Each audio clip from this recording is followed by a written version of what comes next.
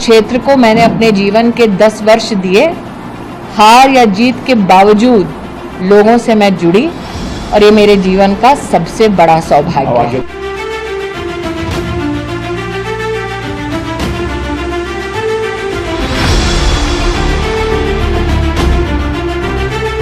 अपने तेवरों के लिए मशहूर और मोदी कैबिनेट की कद्दावर मंत्री रही स्मृति ईरानी का ये बयान सुना आपने। कैसे स्मृति ने कहा कि कैसे उन्होंने अमेठी को अपने 10 साल दिए, जो उनके जीवन का सबसे बड़ा सौभाग्य है। वैसे तो ये बयान नतीजों के दिन यानी 4 जून को है, जिसके कई मायने निकाले जा रहे हैं, जिनमें से एक है कि क्या स्मृति ईरानी का ये बयान अंदेशा जता रहा है कि बुरी हार के बाद अमेठी से उनकी सियासी पारी खत्म हो गई है। क्या अमेठी से स्मृति अपना नाता खत्म करने वाली है, और अगर ऐसा हुआ तो क्या स्मृति ईरानी अपना अमेठी वाला घर भी बेच देगी, जहां उन्होंने इसी साल 22 फरवरी को पूरे विधि विधान से गृह प्रवेश किया था।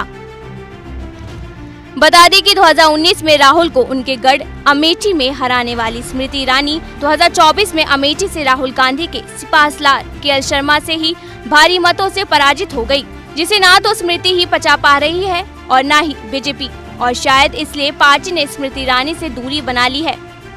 तभी तो कभी मोदी सरकार में खास पद रही स्मृति ईरानी मोदी सरकार के तीसरे टर्म के शपथ ग्रहण में दर्शक दीर्घा में बैठी नजर आई। इस बार स्मृति को हार के बावजूद मोदी कैबिनेट में जगह नहीं मिली, जैसे कि 2024 में हुआ था, जिसके मायने लगाए जा रहे हैं। स्मृति ईरानी की इस बार की हार बीजेपी को नागवार गुजरी है।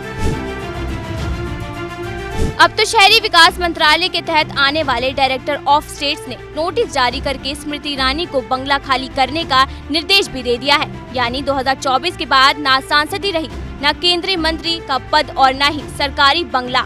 ऐसे में ये भी सवाल उठ रहे हैं कि क्या पार्टी अमेठी से उनका बोरिया बिस्तर भी बांधने की तैयारी में है क्या? ऐसे में स्मृति ईरानी क्या अपना अमेठी वाला घर बेच देगी क्या? बता दें कि अमेठी के मैदान मवई गांव में स्मृति ईरानी ने 2021 में 11 जमीन खरीदी थी, जिस पर आलीशान मकान बनाया गया, और इसी साल 22 फरवरी को गृह प्रवेश भी किया, जिसमें प्रदेश के तमाम मंत्री भी शामिल हुए थे।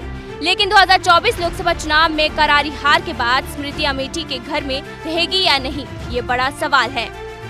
हालांकि लोकसभा चुनाव के प्रचार के दौरान स्मृति ईरानी बार बार कह चुकी है कि वो अमेठी की बेटी है और यही रहकर लोगों की सेवा करेगी। ऐसे में ये भी कयास लगाए जा रहे हैं कि बीजेपी स्मृति ईरानी को संगठन में बड़ी जिम्मेदारी दे सकती है, जिसमें अमेठी भी शामिल हो सकता है।